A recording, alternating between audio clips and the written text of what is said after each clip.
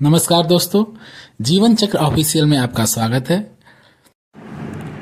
आज के इस वीडियो में हम गोचरीय परिस्थिति पर चर्चा करेंगे। इस महीने में जो मुख्य आकर्षण है वह 3 ग्रह के बड़ा गोचर होने वाला है, जो लगभग 1 साल तक के बाद अपनी राशि को बदल रहा है। वहीं पर दूसरा ग्रह जो 1.5 साल के बाद अपनी राशि परिवर्तन कर रहा है। तो मई के इस महीने में होने वाला है यह बदलाव। सबसे पहले गुरुदेव बृहस्पति की बात करूं तो मेष राशि के लिए आपका भाग्यवेश होने वाला है। भाग्य स्थान में स्वामी होते हैं और वय भाव में धर्मार्थ का होता है, पुरुषार्थ का होता है। जहाँ तपस्या होती है उस भाव के स्वामी का राशि परिवर्तन तो भाग्य में बहुत सारी करवटें लेके आएगा। बड़ा बदलाव मेष राशि के जातकों के लिए मई महीने में 14 मई से आरंभ हो जाएगा। तीसरे स्थान में बृहस्पति महाराज चल रहे हैं। दूसरी परिस्थिति राहु और केतु को लेकर है।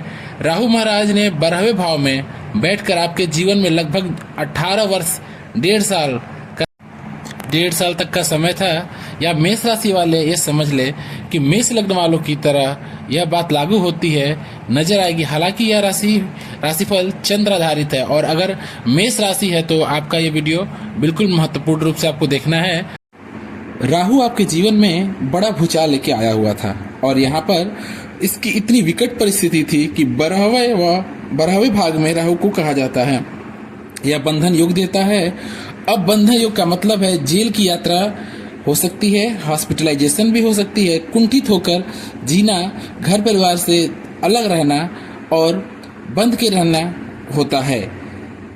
बंधन के महसूस कर रहे हैं अगर, तो राहु महाराज 18 मई से आसपास में जो आकर लाभ के स्थान में मूल त्रिकोण बनाएंगे और केतु वहीं पर 5वें भाव में गोचर करेंगे। यह आपके लिए सर्वोत्तम कंडीशन बनाने जा रहे हैं। इस पर मैं विस्तार से चर्चा करूंगा।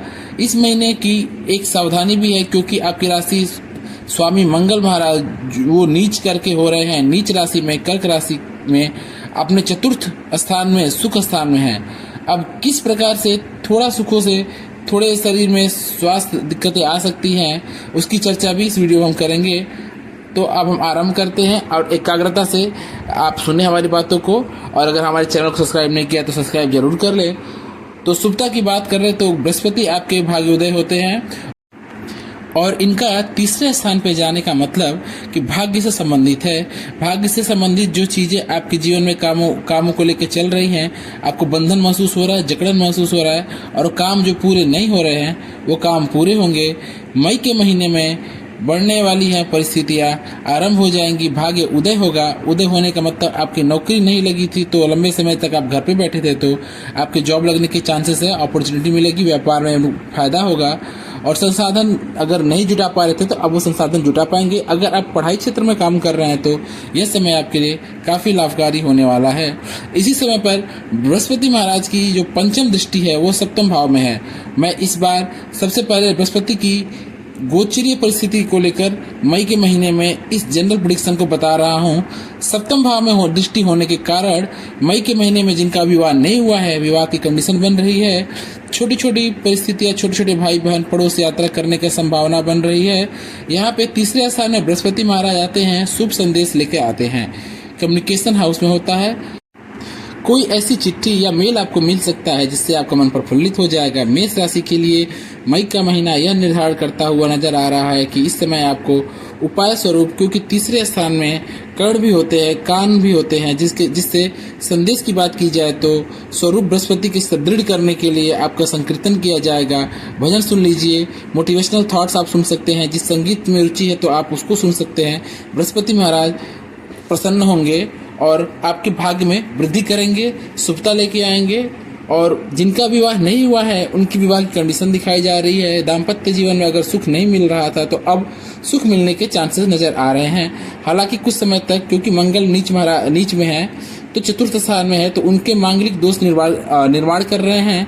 मांगलिक दोष निर्माण करने की वजह से थोड़ी सी तनाव हो सकती है, तो उसके लिए भी आप कुछ पूजा पाठ कर सकते हैं। परंतु बृहस्पति महाराज की 5वीं दृष्टि आपके 7वें स्थान में मई के महीने में स्पाउस द्वारा आपको विधि लाभ दे सकती है, प्रॉफिट हो सकती है। पार्टनरशिप में आपको लाभ मिलने की संभावना नजर आ रही है। एकादशवें स्थान में जो बैठे हैं यहाँ पे राहु 18 मई को आने वाले हैं। और वो कंट्रोल कर रहे हैं। अन्यथा 11वें भाव में राहु के व्यक्तित्व बहुत खर्चे करवाता है। मूल त्रिकोण का यह व्यक्तित्व साम दान दंड भेद की नीति अपनाता है और स्वार्थ पूरा करने की कोशिश करता है। क्योंकि इंगेजमेंट का हाउस है, काम त्रिकोण का भाव है, 11वां भाव कामना की इच्छा डिजायर को भी होता है, जो पूर्ण रूप से राहु महाराज के हद में की जाती है। परंतु जो नकेल आसानी से कसनी है उस पर ज्ञान देना पड़ता है। बृहस्पति महाराज दे रहे हैं और भाई बहनों से लाभ नजर आ रहा है। लंबी यात्राओं के योग बन रहे हैं, हवाई यात्राओं के योग बन रहे हैं और मल्टीनेशनल कंपनी में अगर आप काम करते हैं तो आपका प्रमोशन का योग बन रहा है। सर्वोत्तम मेष राशि वालों के लिए बना हुआ है। मेष राशि वालों की जिंदगी में परिस्थितियां बहुत अलग तरीके से चेंज होने वाली है। ये महीना आपके लिए बहुत ही सुखद होने वाला है। 14 मई से बुधित्व का योग बन रहा है और आप जो निर्णय लेंगे, जो डिसीजन लेंगे, वो उसमें आपको सफलता सिद्ध प्राप्ति होगी। और सूर्य की स्थिति सर्वोत्तम बनी हुई है, जिससे आपको समाज में मान सम्मान और प्रतिष्ठा की प्राप्ति होगी। आत्मविश्वास बना रहेगा। तो यह महीना आपके लिए बहुत लाभकारी होने वाला है। तो आज के इस वीडियो में इतना ही और मिलेंगे अगले वीडियो में नया टॉपिक लेकर। तब तक बने रहिए हमारे साथ। हमारे चैनल को सब्सक्राइब कीजिए, लाइक और शेयर कीजिए और देखते रहिए हमारा चैनल जीवन चक्र ऑफिशियल। नमस्कार।